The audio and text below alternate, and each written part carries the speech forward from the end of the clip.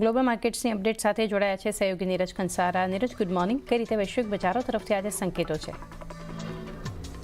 જી good morning Chandni. અને આજના દિવસે પણ જુઓ થોડા ઘણા આપણને નરમ સંકેતો મળતા દેખાઈ રહ્યા છે, કારણ કે ગઈકાલે અમેરિકાના બજારોમાં પણ ફરી એક વખત ઘટાડા તરફી કારોબાર જોવા મળ્યો હતો.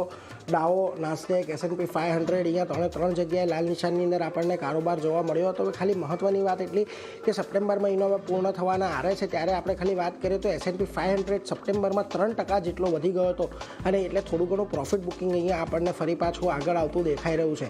પરંતુ મહત્વની વાત કે ગઈકાલે આપણે જોયું હતું કે જેરોમ પોવેલે એક નિવેદન આપ્યું હતું ઇક્વિટી માર્કેટને લઈને, કે ખાસ કરીને ઇક્વિટીના ભાવો ખાસા એવા વધી ગયા છે. હવે આ જે સ્ટેટમેન્ટ હતું એને લઈને ગઈકાલે આજે આપણે ઘટાડો તો જોયો, પરંતુ હવે એમના સમર્થનની અંદર બજારના અમુક એનાલિસ્ટો કે અમુક બ્રોકરેજ ફર્મ આવતી હોય એવું દેખાઈ રહ્યું છે. જુઓ, બેંક ઓફ અમેરિકા સિક્યોરિટીઝનું કહેવું છે કે ડેટા સૂચવે છે કે બજારો વધુ પડતા અહીંયાથી વધી ગયા છે એવું તેમનું ખાસ કરીને કહેવું છે. આ ઉપરાંત નોમુરા પણ અહીંયાથી એવી સલાહ આપી રહ્યું છે કે ભલે અત્યારે બજાર વધી રહ્યું હોય, પરંતુ રોકાણકારોએ પોતા પોર્ટફોલિયોને અત્યારે થોડો હેજિંગ કરીને રાખવો જોઈએ, જેથી કોઈ ઘટાડો આવે તો ખાસ કરીને અહીંયાથી કોઈ બહુ વધારે નુકસાન ન થાય તેવું એવું કહેવું છે કે તેજીની અપેક્ષા સાથે જ રોકાણકારો હેજ કરે એવું તેમણે કહ્યું છે. બીજી તરફ પાઇપર સેન્ડલર પણ એવું કહી રહ્યું છે કે તેજીનો જે આજે ટ્રેન્ડ છે એ ટ્રેન્ડ હજી સુધી પૂરો નથી થયો, પરંતુ ટૂંકા ગાળાના જે જોખમો છે એ અત્યારે પ્રાઇઝિંગ થવાના બાકી છે, એટલે થોડો ઘણો ઘટાડો તેઓ પણ અહીંયાથી એક્સપેક્ટ કરી રહ્યા છે, એટલે એના પર એક નજર રાખીશું.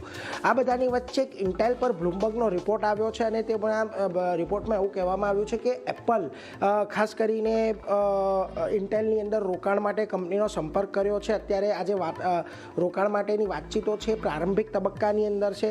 2020 સુધી એપલે ઇન્ટેલની ચિપ્સનો ઉપયોગ કર્યો હતો, અને 2019માં એમનો મોડેમ ચિપ બિઝનેસ પણ તેમણે હસ્તગત કર્યો હતો.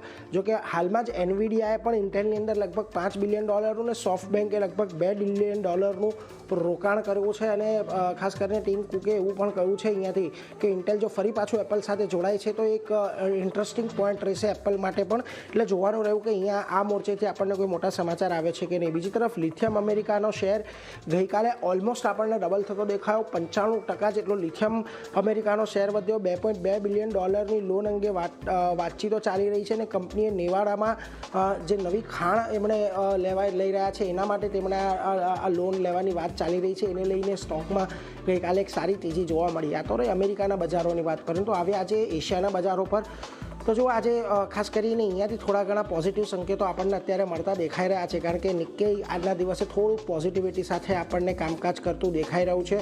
પરંતુ કોરિયાની અંદર જુઓ થોડુંક એક દબાણ છે. તાઇવાનમાં પણ કોઈ બહુ મોટી એવી તેજી નથી. સ્ટ્રેટ ટાઈમ, શાંઘાઈ, હેંગસેંગ પણ એક દબાણ તરફી જ કારોબાર કરી રહ્યા છે. હવે ગઈકાલે આપણે કેશ લેવલ પર 25,100ની નીચે બંધ થતા જોવા મળ્યા હતા. હવે અને નિફ્ટી ફ્યુચર્સનું જે ક્લોઝિંગ હતું 25,111નું હતું, 25,074નું ગિફ્ટ નિફ્ટી સંકેત આપી રહ્યું છે, એટલે થોડા ઘટાડા તરફીના સંકેતો છે. પરંતુ ખાસ આજના દિવસમાં જોવાનું રહેશે કે 25,000નું જે સાયકોલોજીકલ લેવલ છે એ આપણે આજના દિવસે બ્રેક કરીએ છીએ કે નહીં. એટલે શરૂઆત થોડીક નરમાશ સાથે રહે એવા સંકેતો અત્યારે ચાલની છે. જી નીરજ, આભાર.